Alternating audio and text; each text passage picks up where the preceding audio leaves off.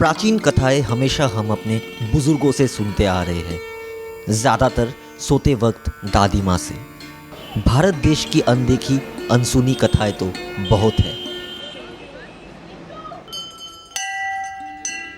हमेशा कहा जाता है कि भारत एक धार्मिक देश है। भारत के सभी राज्यों में सैकड़ों मंदिरें भक्तों द्वारा स्थापित किया गया है और दूसरी ओर कुछ जगहों में कई दशक पहले राजाओं द्वारा स्थापित किया गया है। माना जाता है जब भगवान शिव माता सती की देह को लेकर तांडव कर रहे थे, उसी समय भगवान विष्णु ने अपने चक्र के सहारे माता सती के देह को टुकड़े टुकड़े कर दिए थे और जहाँ जहाँ माता का देह का अंग गिरा वहाँ शक्तिपीठ का स्थापना हुआ।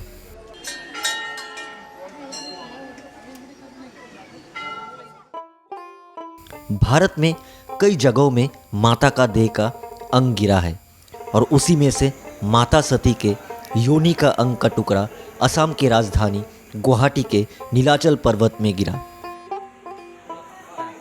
नीलाचल पर्वत में स्थित देवी का मंदिर यानी कामाख्या मंदिर का निर्माण कई दशक पहले पश्चिम बंगाल के कूचबिहार जिले के राजा ने किया था।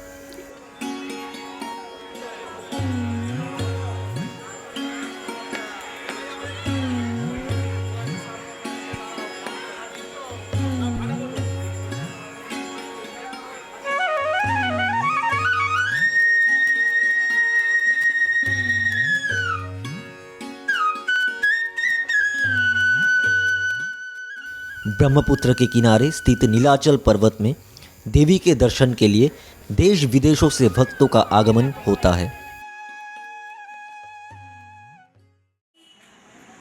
आज हम हमारे टीम के साथ पवित्र नीलाचल पर्वत का भ्रमण करेंगे। नीलाचल पर्वत में स्थित कामाख्या देवी की दर्शन के लिए पूरे 3 किलोमीटर का सफर तय करना पड़ता है। देवी की मंदिर की ओर बढ़ते समय सबसे पहले भगवान गणेश का मंदिर स्थित है। माना जाता है हिंदू धर्म में सब पूजा से पहले भगवान गणेश जी का पूजा किया जाता है।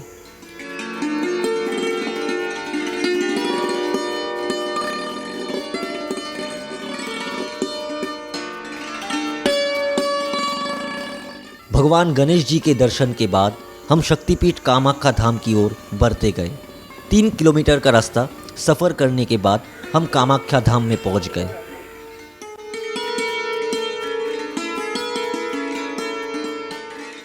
मंदिर की ओर प्रवेश करते समय दोनों तरफ पूजा की सामग्रियों की दुकानें दिखाई दिया।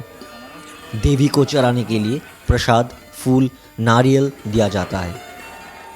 मंदिर के प्रांगण में देश विदेश से आने वाले भक्तों का इंतज़ार करते हैं ये पुजारी, जिन्हें स्थानीय भाषा में पांडा कहा जाता है।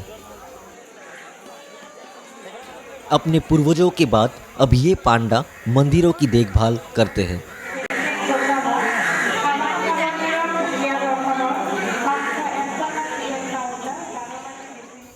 मंदिर में प्रवेश करने के पूर्व तालाब में हाथ पैर धोना पड़ता है।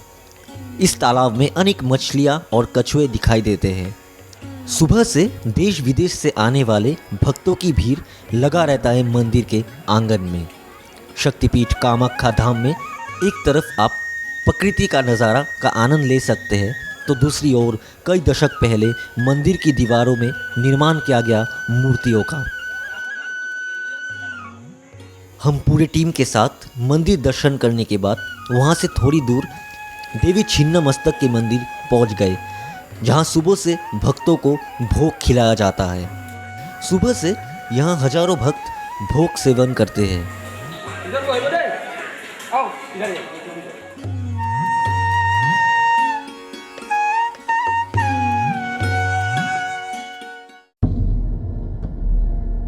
ऐसा माना जाता है शक्ति देवी कामाख्या के वाहन बाघ है और जिसके लिए पवित्र नीलाचल पर्वत पर बाघों का भी विराजमान है। माना जाता है पवित्र नीलाचल पर्वत में अक्सर बाघ दिखाई देते हैं, जिसे ब्रह्मा, विष्णु और महेश्वर का रूप माना जाता है। ये बाघ नीलाचल के इन्हीं जंगलों में विराज करते हैं। हम भोग सेवन करने के बाद सीधे कोटलिंग मंदिर की ओर बढ़ते गए, जहां अक्सर बाघ नजर आता है।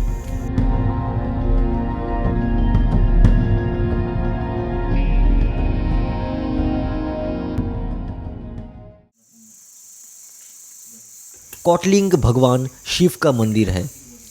100 से अधिक सीढ़ियाँ पार करने के बाद हम कोटलिंग मंदिर पहुँचे। मंदिर में प्रवेश करने के पूर्व यहाँ एक कुंड है जिसे परशुराम कुंड कहा जाता है,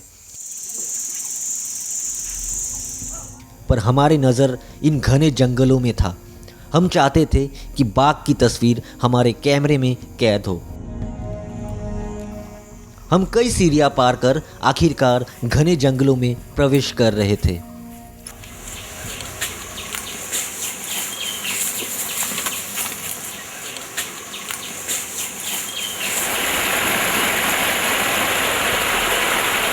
वहाँ पर रात को पांडु में अक्सर यहाँ के पुजारी तथा स्थानीय लोग बाघ को करीब से देखते हैं।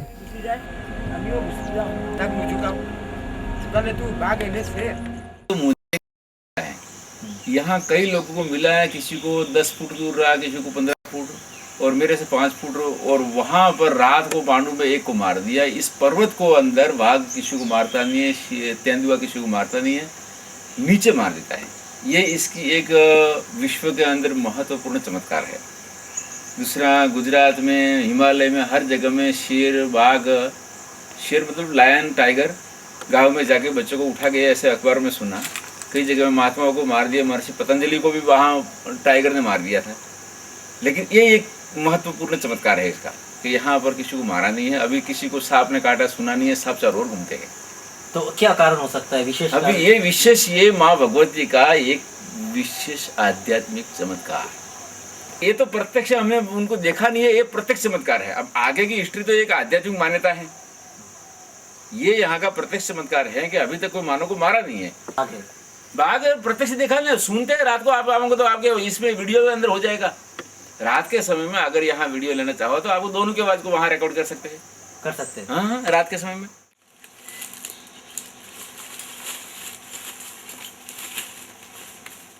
पुजारी जी से बात करने के बाद हम जंगल की ओर बढ़ते गए। घने जंगलों के अंदर कई जगहों में झरने बह रहे थे। इन झरनों में बाघ पानी पीने आते हैं।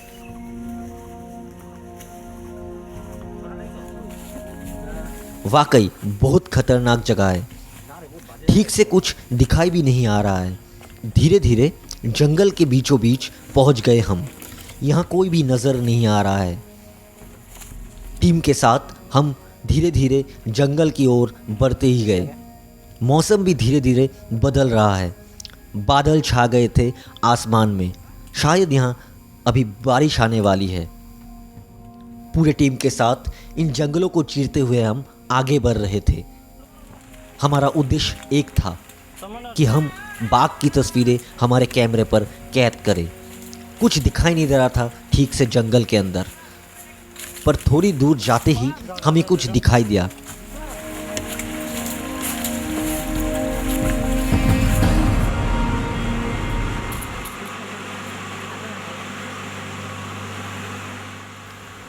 यहाँ एक घर है। जी हाँ, यहाँ एक घर दिखाई दे रहा है। शायद कोई है। यहाँ पर एक इंसान हमें दिखाई दिया और हम इनसे ही जानना चाहेंगे यहाँ के बारे में। क्या वाकई में यहाँ बाघ निकलता है?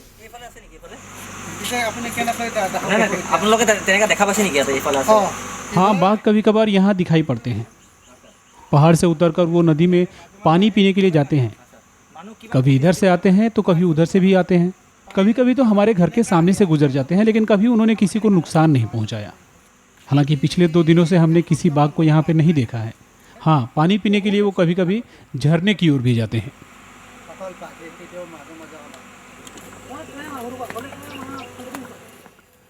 जंगल के अंदर से ब्रह्मपुत्र बहता दिखाई दे रहा था। हम धीरे धीरे आगे बढ़ते गए। नदी के किनारे मछुआरों की एक टीम है। नीलाचल पर्वत के ठीक दूसरी ओर हम हैं अभी। मछुआरे से हमें जानकारी मिला कि यहाँ अक्सर बाघ दिखाई देता है। पानी पीने के लिए बाघ नदी के किनारे तक आ जाते हैं।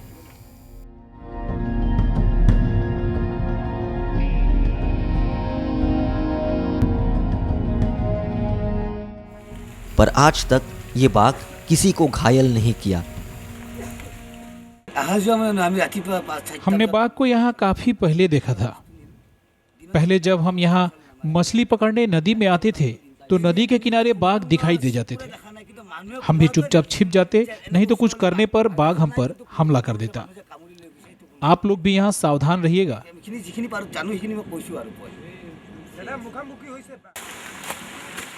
नीलाचल पर्वत के जंगल बहुत ही भयानक है। कम रोशनी की वजह से अच्छी तरह कुछ नज़र नहीं आ रहा था। उसी रास्ते से हम फिर जंगल की ओर बढ़ते गए, पर अभी तक हमें कुछ नज़र नहीं आ रहा था।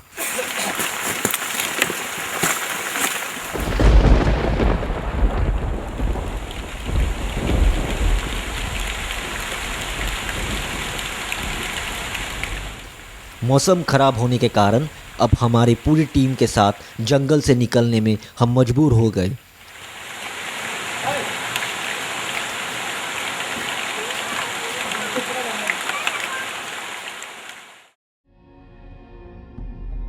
हमें बेहद अफसोस है कि बाघ का नज़ारा कैमरे पर कैद नहीं कर पाए हम, पर अगली बार हम रात के समय फिर टीम के साथ फिर कोशिश करेंगे बाघ का नज़ारा हमारे कैमरे पर कैद करने के लिए।